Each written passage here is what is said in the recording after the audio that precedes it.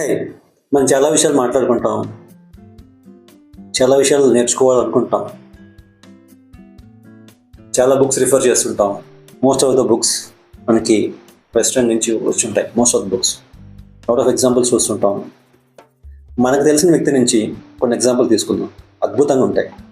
మనం చూడగలిగితే మన ఇంట్లో అమ్మ, మన ఇంట్లో మన వైఫ్, మన చుట్టుపక్కల ఫ్రెండ్స్ కూడా అద్భుతమైన క్వాలిటీస్ ఉంటాయి. తీసుకోవచ్చు మనకు కావాల్సిన పాజిటివ్నెస్ కానీ, హార్డ్ వర్కింగ్ నేచర్ కానీ ఈరోజు ఒక వ్యక్తి కోసం మాట్లాడదాం. ఆ వ్యక్తి దగ్గర ఉన్న క్వాలిటీస్ ఏంటి, దాని నుంచి మనం ఏం నేర్చుకోగలం తెలుసుకుందాం. ఆ వ్యక్తి ఎవరు కాదు, ద మెగాస్టార్ చిరంజీవి. నాకు చిన్నప్పటి నుంచి ఇష్టమైన హీరో. ఎవరో చెప్పినందరూ కట్టికాలందరూ చిరంజీవి ఫ్యాన్నే. సో ఆ వ్యక్తి నుంచి తెలుసుకోవాల్సిన క్వాలిటీస్ చాలా ఉంటాయి. ఇందులో first one, identify your being. నీ కోర్ను identify చేయగలగడం.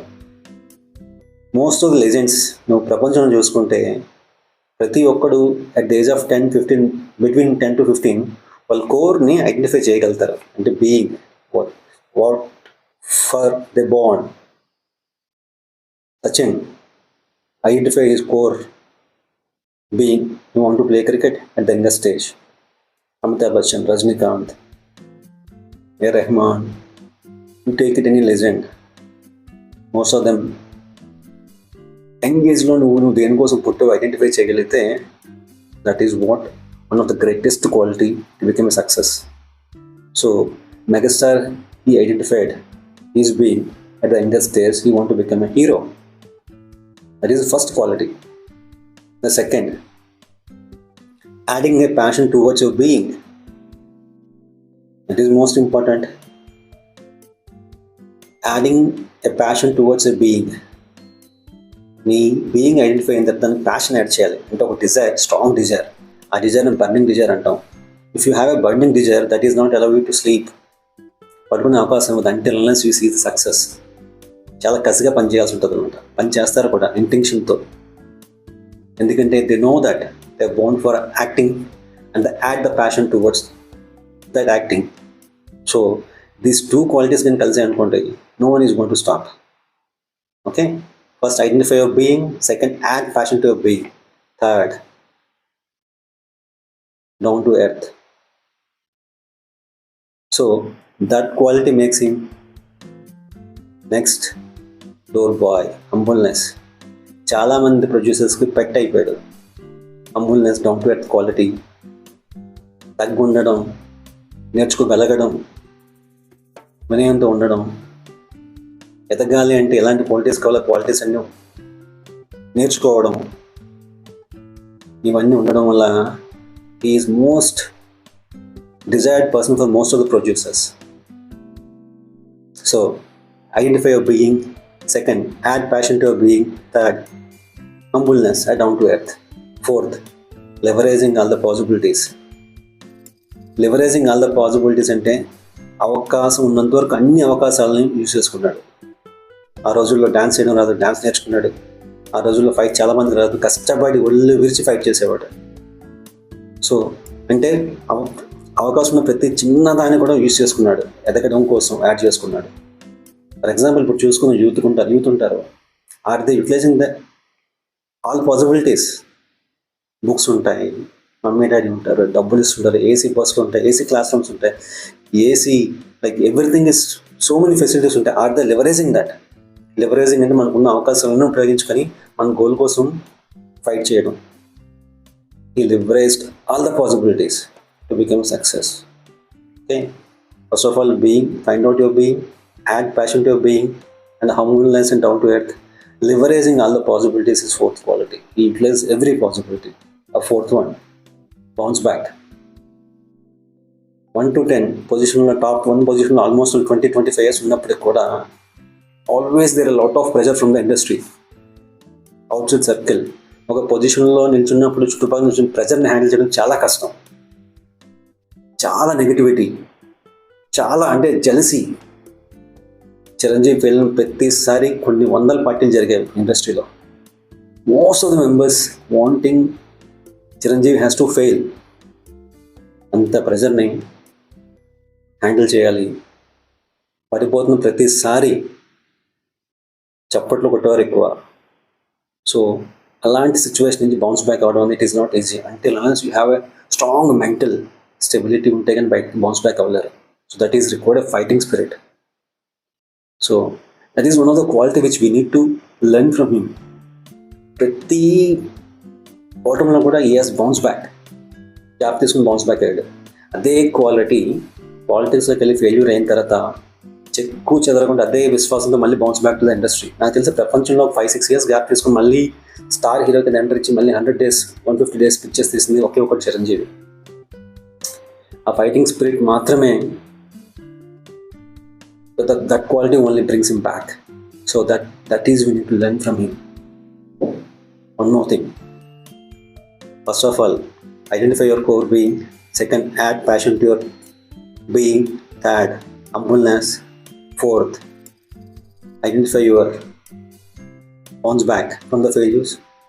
Fifth, leverage all your possibilities. Next, one of the best quality from Chiranjeevi is that family is the first. Always he give preference to the family. Family is the first for him.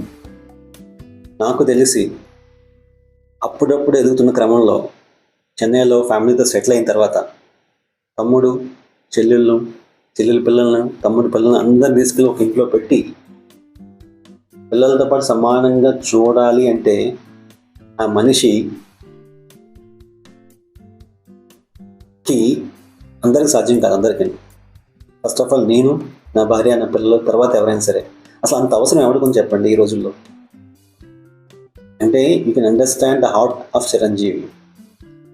ఎదుగుతున్న క్రమంలో ప్రతిదీ కూడా భారమే, ప్రతిదీ కూడా ఒత్తిడే. అప్పటికి did not settle well, he did not prove himself as number one.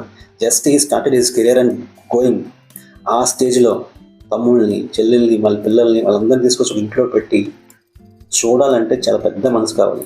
చాలామందికి అర్థం కాని విషయం ఏంటంటే ఇంటికి పెద్ద కొడుకు అంటే ఒక రాముడిలా ఉంటే ఇల్లు ఎంత బాగుంటుంది చెప్పడానికి ఎగ్జాంపుల్ చాలామందికి అర్థం కాదు. నాకు తెలిసి ప్రపంచంలో ఏ స్టార్ కూడా, you name it any star, వాడే సక్సెస్, వాడి కొడుకే సక్సెస్. ఇంకెవరిని తీసుకొచ్చి ఇండస్ట్రీలో కూర్చోబెట్టి ప్రేమించి దగ్గర కూర్చోబెట్టి పెద్ద చేయడు, కొడుకులతో పాటు ఈక్వల్గా చూడడు. తమ్ముళ్ళని కొడుకులతో పాటు ఈక్వల్గా చూశాడు కాబట్టే అంత సక్సెస్ వచ్చిన తర్వాత కూడా పవన్ కళ్యాణ్ ఆ సక్సెస్ని అన్ని కాళ్ళ ముందు పెట్టేశాడు. It is a rare quality which we need to learn from Pawan Kalyan. గట్టిగా పట్టుకుంటే ఎంతమంది ఉంటే చెప్పండి మన ఫ్యామిలీలో, ఆడికి ఇడికి పడదు, వీడికి ఆడికి పడదు, ఎందుకు చెప్పలేం అంతా కూడా. Okay, we should learn that quality from the Pawan Kalyan and this one Chiranjeevi.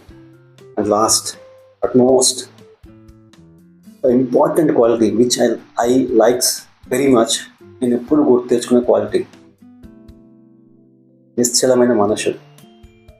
అంటే ఒక మనిషి ఉంటాడు, మనిషిని దాటగలిగితే ఋషి అవుతాడు, ఋషిని దాటగలిగితే మహర్షి అవుతాడు, మహర్షిని దాటగలిగితే బ్రహ్మర్షి అవుతాడు.